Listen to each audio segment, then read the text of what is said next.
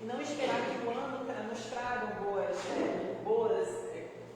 histórias, boas coisas, bons bens materiais, mas que nós possamos construir o nosso caminho e nesse caminho jogar sementinhas do bem, plantar sementinhas do bem, para que ao longo da nossa jornada a gente vá colhendo esses frutos de paz. E na noite de hoje, para o nosso bate-papo, vamos começar o nosso ano falando da importância da família. Talvez um dos temas mais atuais de do momento, pois nunca antes foi tão necessário falar sobre família. A instituição família, o núcleo família, hoje está sob forte ataque. E isso não sou eu que estou dizendo. Nós encontramos essa mensagem de forma contundente na literatura espírita.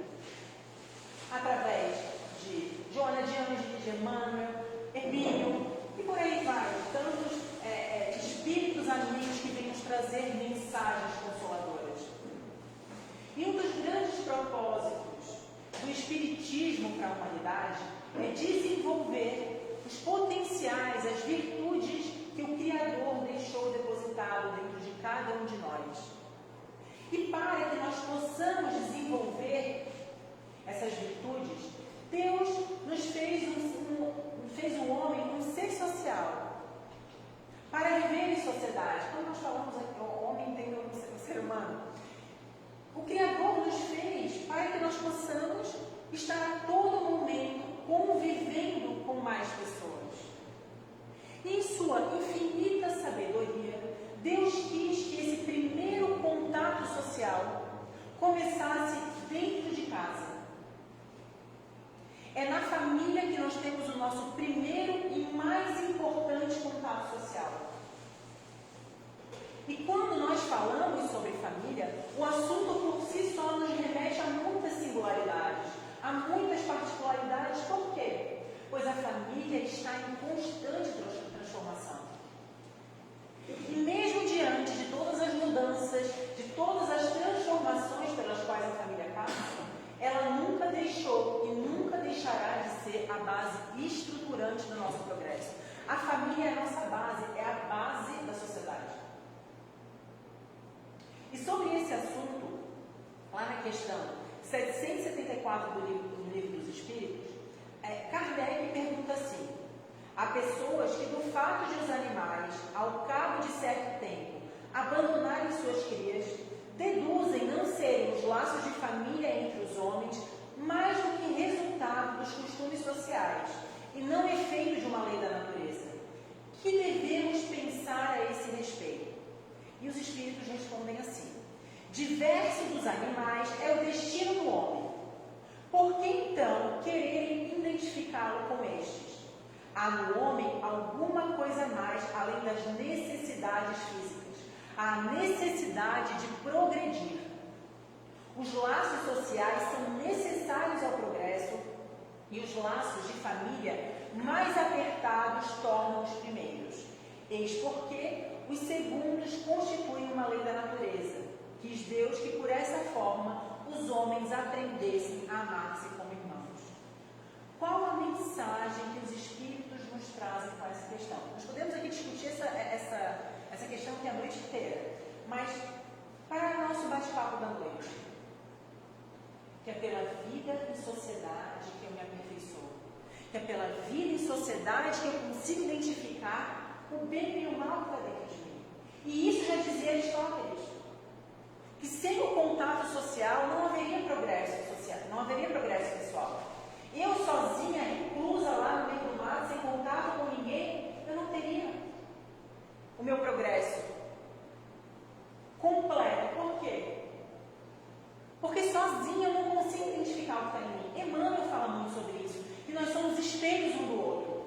Aquilo que incomoda no outro é aquilo que ainda dentro de mim não preciso olhar. Porque aquilo que no outro não me incomoda mais, eu já superei. É algo que dentro de mim eu já conquistei. Aí vem junto dessa conquista a virtude da paciência, da resignação, da resiliência, da mansuetude, da paz. E por ser a família o nosso primeiro e mais importante contato social, é lá dentro da nossa família que estão as nossas pedras de toque. Os nossos principais desafios. Desafios escolhidos por nós mesmos. E isso está lá na questão 258 do Livro dos Espíritos. Que antes de nós reencarnarmos, antes de nós iniciarmos uma jornada aqui pelo plano terrestre, nós escolhemos o gênero das provas pelas quais nós iremos passar. É claro que a gente não esse gênero das provas pelas quais nós escolhemos depende da maturidade de cada espírito, do grau de evolução de cada espírito, na nossa participação ali na hora da elaboração do nosso planejamento reencarnatório. Mas os fatos mais contundentes da nossa vida são previstos nesse nosso planejamento reencarnatório. É claro que muitas das coisas podem mudar por conta do nosso livre-arbítrio. Então, esses encontros mais firmes, onde há de fato uma união conjugal, onde há o recebimento de espíritos como filhos, não são um acaso. São situações escolhidas por nós mesmos, dentro das necessidades pelas quais nós passamos aqui nessa reencarnação e por tudo aquilo que nós ainda precisamos conquistar. Joana de Ângeles, lá no livro Constelação Familiar, uma psicografia de Divaldo, ela fala assim: esse grupamento familiar não é resultado casual de encontros apressados no mundo físico, havendo ocorrido nas esferas espirituais antes do renascimento orgânico, quando são desenhadas as programações entre espíritos comprometidos, positiva ou negativamente, para os ajustamentos necessários ao progresso a que todos se encontram submetidos. Ocorre que quando nós reencarnamos, nós não lembramos de nada do nosso passado. Ninguém aqui lembra de vidas do passado. Sobre nós cai o véu de esquecimento. E por conta desta situação, nós, muitas das vezes, acabamos desvalorizando as nossas relações familiares. Nós não damos, muitas das vezes, o valor necessário para determinada relação. E muitas das vezes isso acaba prejudicando o nosso progresso. Sabe por quê? Porque, como dentro da nossa casa está a nossa pedra de toque, os nossos principais desafios, muitas das vezes, aquele familiar com o qual você possui a maior dificuldade de relacionamento seja um dos seus maiores desafios nessa encarnação. Sim, é dentro da nossa família onde nós encontramos os nossos maiores desafios. Só que nós precisamos encarar os nossos vínculos familiares como uma necessidade de progresso, como a ferramenta mais importante que eu tenho para progredir. Porque se dentro da minha casa eu encontro os meus principais desafios, eu superando estes desafios, eu saio dessa encarnação com uma vitória, com uma conquista. Eu subi mais um degrauzinho na minha jornada evolutiva. Só que o que acontece dentro das famílias? Conflito. Hoje nós temos um dos maiores índices de divórcio. O ano passado ainda não saiu todos os dados, mas nós temos um dos maiores índices de divórcio. E divórcio é aquele dado que o Estado consegue mensurar. Porque uniões informais, as pessoas vão morar juntas e se separam, o Estado não consegue ter esse controle. Quer dizer que o divórcio é algo equivocado? Claro que não. Mas o alto índice de desajustes e conflitos dentro das famílias é que nos chama a atenção. Porque, tenho certeza, a maioria dos divórcios não termina de forma equilibrada. Não é através de um diálogo afetuoso e fraterno, levando em consideração 20, 30, 15, 10 anos de caminhada comum. O problema não é a separação, o divórcio, porque todos nós somos espíritos eternos que vamos nos reajustar ao longo da caminhada. A questão é como que está acontecendo essa separação momentânea, com respeito, com ética, com probidade, com educação, com harmonia para que os filhos não sejam afetados por essa decisão. Mas não, o que acontece?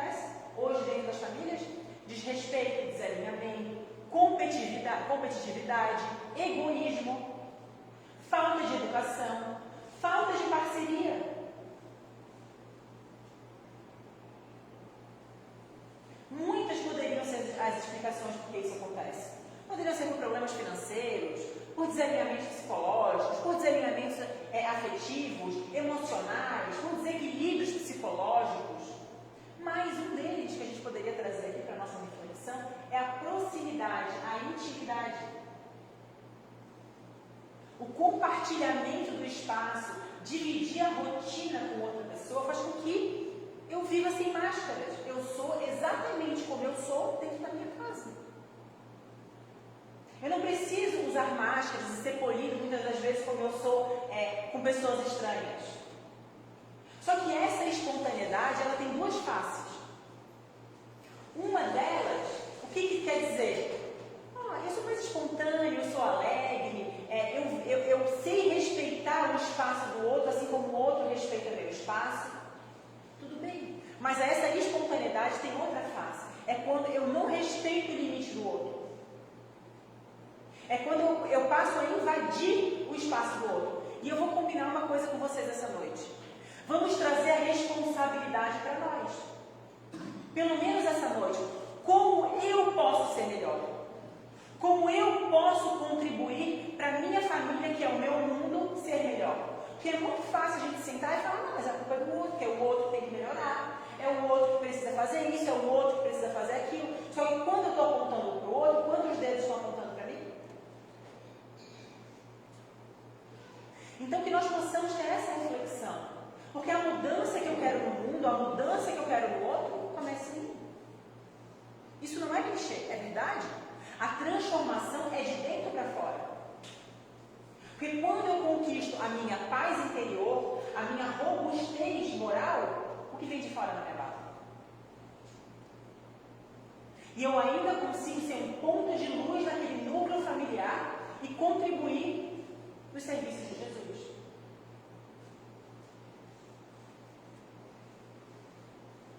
Quem aqui se dá conta que muitas das vezes a gente passa o dia inteiro fora de casa, com um monte de pessoas estranhas, às vezes no nosso trabalho, nós fomos educados, fomos elegantes, cumprimentamos, fomos educados, mas quando nós chegamos em casa, é como se a gente se distribuísse grosseria para todos os lados, é só entrar dentro de casa. O porquê disso? Ora, as pessoas que nós mais amamos não são justamente as pessoas da nossa família? E aqui família não é só quem tem nosso sangue. É quem a gente escolhe para caminhar com a gente. Se a gente fosse cada um de nós agora fazer uma lista das 10 pessoas que você mais ama, pelo menos metade são pessoas da sua família. Então por que nós não temos o mesmo respeito, a mesma educação, a mesma elegância com os nossos familiares, com as pessoas que nós amamos, como com as pessoas estranhas?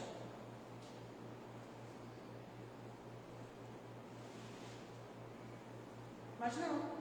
Muitas das vezes o desrespeito acontece principalmente com as pessoas mais próximas.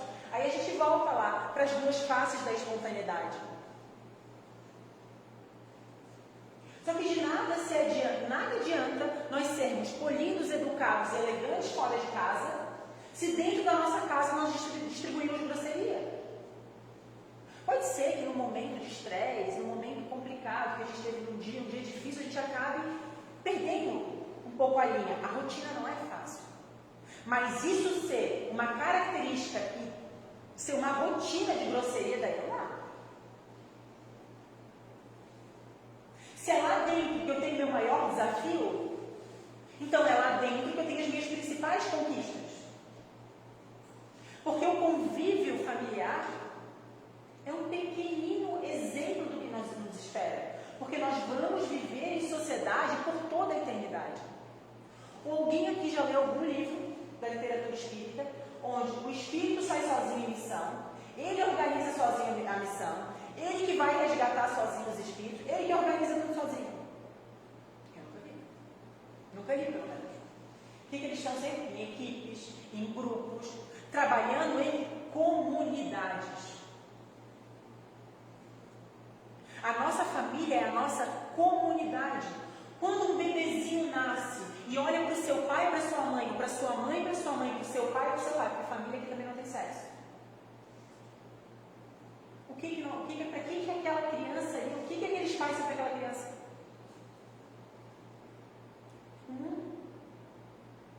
Para aquele bebezinho ali, aquelas duas figuras são o mundo dele. A coisa mais importante que ele tem. O primeiro contato social. E aí, pelos próximos praticamente 7 anos, ele vai absorver tudo que ele pode para conseguir ter uma vitória nessa encarnação.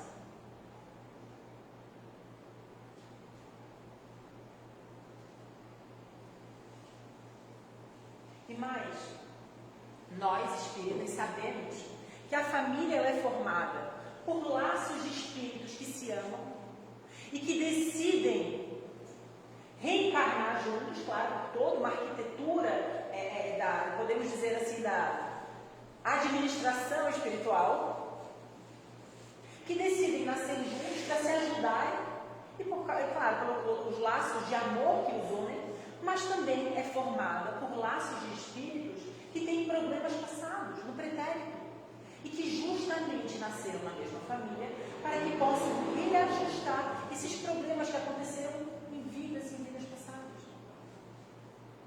Aí é que a nossa responsabilidade dobra. Porque é dentro de casa que estão, muitas das vezes, claro, a gente não pode generalizar as situações, muitas das vezes, os nossos maiores desafios e dificuldades. Espíritos com os quais nós temos débitos do passado. E nós combinamos que a gente vai trazer a responsabilidade para a gente essa noite. Espíritos que nós temos muitas dívidas e que justamente nasceram pertinho de mim para que eu possa me recuperar com ele. Para que eu possa diminuir um pouquinho dessa dívida. Pode ser que em uma encarnação a gente não consiga recuperar tudo? Sim, porque a justiça divina é bem feita. A gente vai pagando a nossa dívida em conta-gotas e sem juros.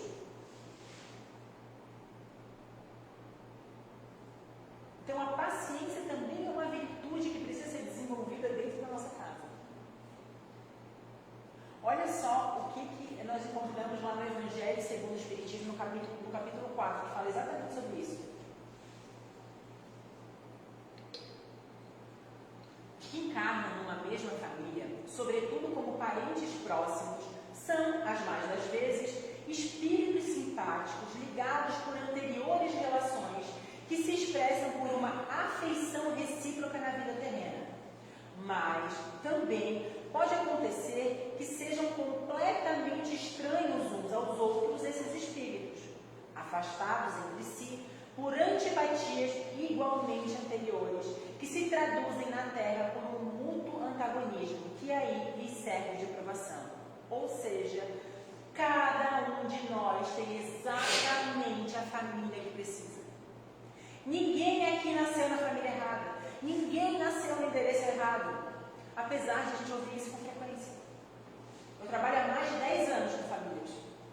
Não foi nenhuma nem 2 vezes que eu ouvi. Mas eu nasci na família errada, só pode. Não. Está exatamente na família que você precisa para desenvolver habilidades necessárias para o seu progresso individual e para o seu progresso junto à sua comunidade. Acreditar que nós nascemos na família errada seria acreditar que Deus é. E a gente sabe que isso não acontece. Não existe margem de erro na tabela divina. E quando Jesus nos diz que a porta do progresso é estreita, há muitas interpretações dessa fala, mas tem uma delas que nós poderíamos trazer para essa noite, que é uma parte da minha jornada, da minha evolução, é eu e o meu autoconhecimento, meu autodescobrimento, entender quais são a tendência dos vícios que eu tenho, quais são as virtudes que eu já conquistei. Mas uma outra parte dessa porta estreita é a relação que eu tenho com o outro. Por isso nós nascemos dentro de uma família. Para aprendermos que é na relação com o outro que eu posso, nesse vínculo que eu tenho com o outro, que eu amplio, que eu transcendo um dos nossos principais objetivos, que é amar. E o amar é um verbo. Ele não é algo passivo. Quando a gente fala amar, significa fazer, doar, se dar. E aqui vamos separar amar de paixão. Não. Como eu posso deixar, usando o verbo amar, a minha família melhor? A família é a nossa principal fonte de combate ao egoísmo. Quantos aqui têm histórias para contar? Quantos pais e mães sentados aqui hoje que abdicaram de muito na sua vida para que o filho estudasse?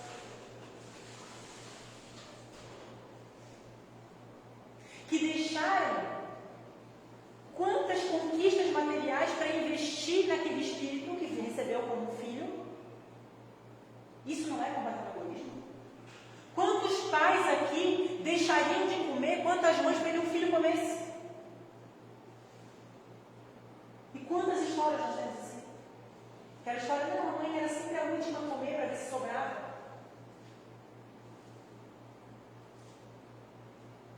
Quantas famílias aqui, ou quantas histórias vocês poderíamos compartilhar essa noite, que fica aquele pedacinho de bolo na geladeira, não vou esperar todo mundo chegar para a gente dividir.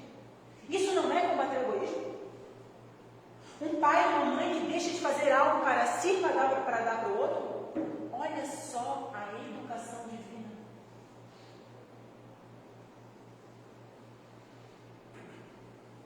Por isso que nós precisamos entender as nossas relações familiares como a nossa ferramenta mais importante de progresso. É dentro da nossa casa que nós temos os nossos maiores diamantes. Emmanuel fala, eu não sei se é no livro Fonte Viva ou no Pão Nosso, tem uma mensagem, agora eu esqueci, deu branco, mas ele fala mais ou menos assim, que nós não seremos salvadores de grandes multidões se nós não conseguirmos, se nós não formos salvadores dentro da nossa própria casa. Se nós não formos transformadores dentro da nossa casa. Se eu não conseguir deixar o meu mundo melhor. Marina, mas é muito difícil, é muito conflito. Seja você a voz do silêncio. Quantas das vezes a gente não fala nada e a briga não inicia? Marina, mas é muita confusão. Seja você a voz da paciência. Seja você a voz da disciplina. Seja você o exemplo. Vou repetir, a transformação começa comigo.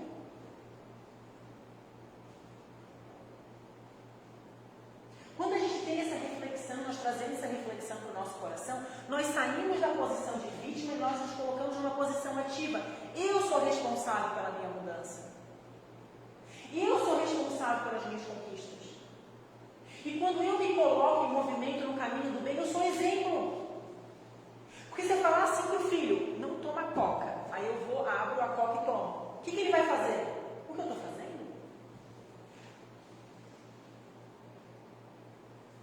Como eu posso ser um exemplo melhor? Porque como que nós vamos preparar uma geração do bem, uma geração ética, uma geração coerente, respeitosa, se eu não tiver educação, se eu não tiver um bom exemplo? Como que nós vamos ter homens, seres humanos de valor amanhã, se hoje as nossas famílias estão assim?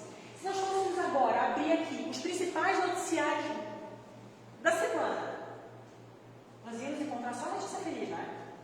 Só coisa bonita. Não.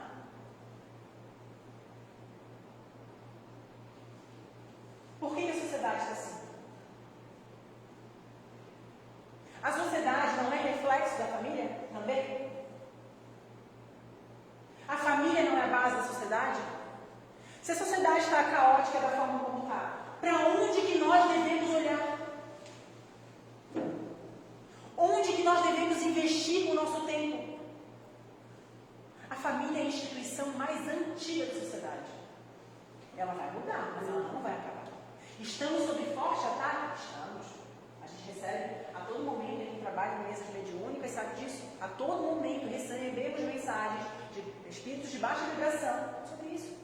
Aí, a música mais tocada hoje, com todo respeito a qualquer tipo de gosto musical, mas a música mais tocada hoje no Brasil incentiva a valorização da família?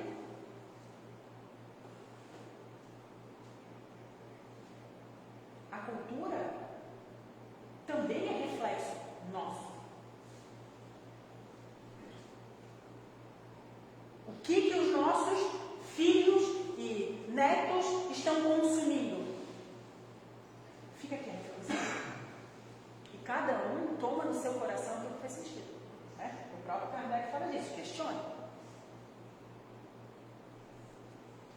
E eu ouso dizer que futuramente, tá? Estamos aí em franca transição planetária, futuramente os nossos governos vão entender que a família é a principal ferramenta de combate ao caos social. E que eles vão precisar investir nas famílias, cuidar de todos os tipos de família, para que a gente tenha a paz social caminhe cada vez mais.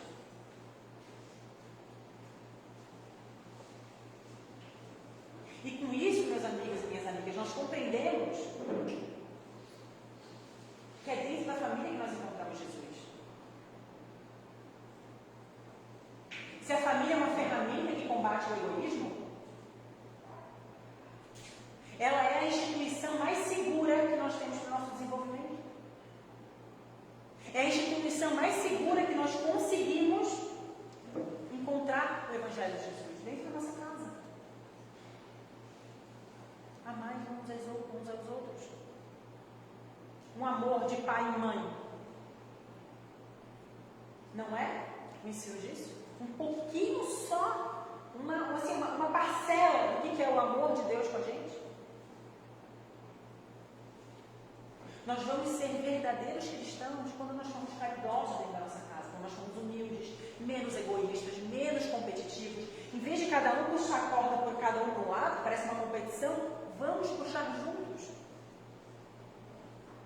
Um ajudando o outro, em parceria, em harmonia, com alegria, com risada. Vão ter momentos difíceis? Vão ter. Mas como nós podemos nos ajudar?